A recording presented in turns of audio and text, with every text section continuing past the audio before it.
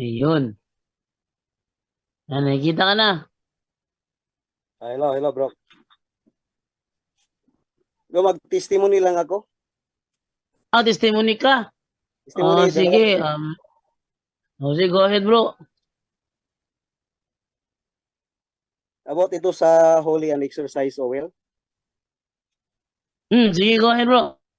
Very welcome ang testimony mo. Sige, go. Ganito kasi bro, yung 2019 nagkasakit ako. Hello? Sige, go ahead, bro. Go ahead. Continue, continue. Nagkasakit ako. Complicated. Package sa'yo. Pag sinabing complicated package sa'yo, nandoon na lahat yung karamdaman. Oh. So, naapektuhan talaga yung katawan ko.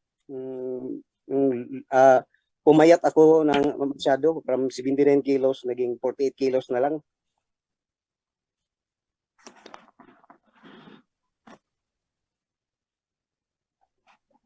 So, dami kong tinik na gamot. Kasi yung paa ko, lumit kasi yung paa ko, tapos nangingitim. Hmm. Dami kong tinik na gamot kasi yung paa ko, masyadong masakit. Bisaya pa yung ngulngul. Hmm. Parang humahapdi. Para masakit talaga. Oh, hindi ah umabot hanggang sa utak ko yung sakit sa paa ko. So ginawa ko, bumili ako ng maraming mga painkillers. Daming painkillers ang binili ko. Ibang klase, may mga may mura, may barato, mas may mahal ng mga painkillers. Binili ko talaga. Kaya para gumaling yung sakit ng paa ko. So lahat ng binili na painkillers ko, hindi lahat umipikto. Walang epekto sa akin kahit anong sabi ng mga kapitbahay ko, yan, bilhin mo yan para malakas yan, matindi yan. Pero sa akin hindi umipikto. Ilang beses inom ako, dapat pag abot ng 5 o 10 minutes, nandun na, umipikto na yung gamot, pero hindi. So, nag-isip ako, ano ba to talagang, ba't masyadong masakit ng pa ako? Hindi ko nga malakad ng todo, mahina ka talaga kung lumabas. Kasi masakit eh. So, nung nagpa-bliss ako ng Holy Oil, yung mga sacramentals, sa online, kay Father Darwin,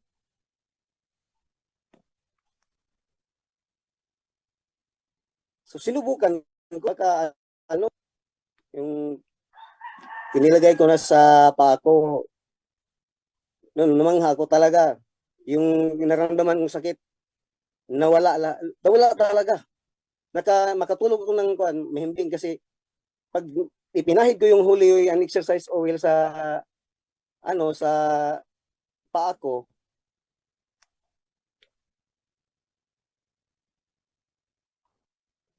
mawala talaga ang sakit.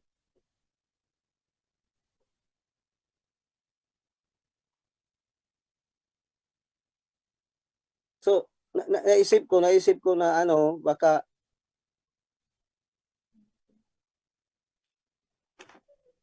sabi ko, totoo talaga. Itong kuhan, kahit na sa online lang ibiniblis, totoo talaga, may epekto talaga.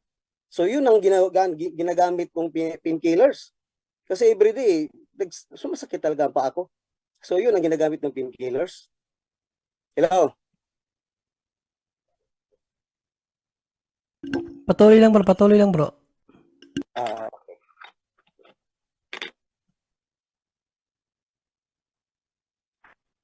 so, napatunayan ko kahit sa online lang binibless, may resulta talaga. Totoo talaga na maging makapangyarihan yung oil. Kahit tinira pa yun ni RG Seno sa online. So niniwala talaga ako, yun ang ginagamit ko. Kaya sa mga nakinig ngayon, saan man kayo ng mundo, sa mga nakinig kayo, may epekto talaga kahit sa online i-bless. Walang imposible talaga sa Diyos. Yung ano, yung nasa isip ko, walang imposible talaga sa Diyos. So yun bro, sana yun may makakuha ng aral ng ganitong experience. So yun ang kon ko, advice ko lang na ano, hindi sila makapunta sa kanilang Paris first. Dito na lang sa punto por punto magpublish sila. Talaga, totoo yan. Di talaga yan, ano. Kaya ngayon nga, kung may bilising ngayon, magpublishin mo na naman ako ulit ng will.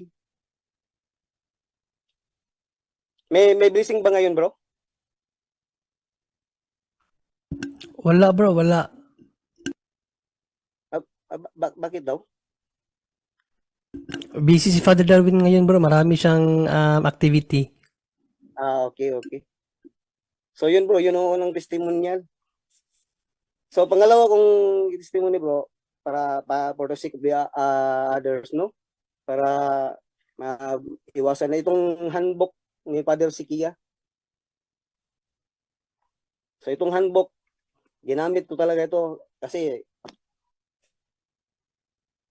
para masubukan ko ba. So nung ginamit ko ito, siguro almost 5 to 6 months hindi pa ako naka-confess. Baka mamaya mag-confess kami mamaya ng misis ko. So hindi pa ako nakapag-confess. Ginamit ko ito para masubukan kung ano talaga. So nung nag-break and consecration pa ako, yung curses, nag-break ako, nag prayer for protection taga sa break and consecration. Pagka ginagabihan, retaliation kagad.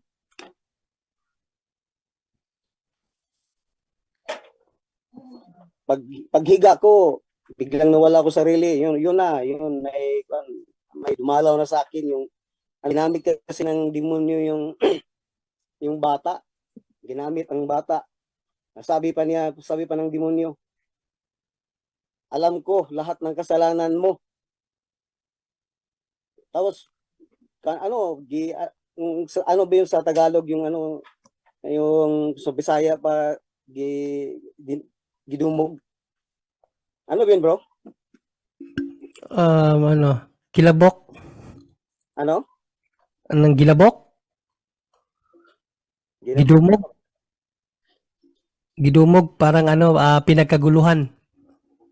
Di, ako mismo po, bro. Ako mismo, ano talaga parang Inatake. Oo, inatake talaga ako ng demonyo. Inatake. Oo. Tapos sinagot ko, sabi ko sa kanya, di ka ba naniniwala na mayroong Diyos na buhay? Tandaan mo, pag pagpatuloy ka, mayroong Diyos na buhay na nakatingin. Doon, biglang pumasok siya doon sa pusa. Yung pusa na naman umatake sa akin. No, inatake talaga ako sa ko lang, nung tinapik ako ng misis ko, habang nag-away kami ng pusa, tinanong ako, narinig kong tanong ng misis ko, na naunsa man ako, ano bang nangyari? Parang ganyan ba? Doon, habang sinagot ko ang misis ko, patuloy pa rin kami na nag-away ng yung pusa nung sinapian ng demonyo. Kasi sinabi ko, yung natigil lang yun yung tandaan mo yung merong Diyos na buhay. Sa ngalan ng Diyos ko yun ba nasabi ko yun. Doon bigla wala siya. Tinanong ko ng misis ko, sabi niya, ano daw nangyari? Ko, Demonic attack to. Demonic attack to. Totoo talaga, bro. Pag ginamit mong handbook na nag-ano ka, wala kang kumpis, totoo talaga, may retaliation talaga. So, naniwala ko kaya sana makuha nito ng aral sa mga narinig ngayon na gamitin mo ito, gumamit sila ng ganito ng handbook. Sana before bisal mo na sila para walang kuan kasi baka hindi nila makayanan. Kasi grabe ang retaliation. Yun bro, yun lang ang yung testimony ko. Hello?